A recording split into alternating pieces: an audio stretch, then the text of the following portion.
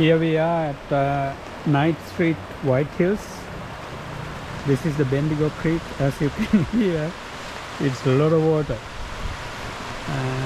As you can see and hear, it's a bit dark now,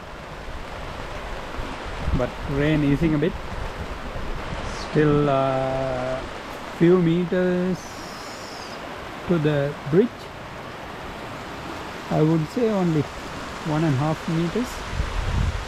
This is the Bendigo Creek at White Hills.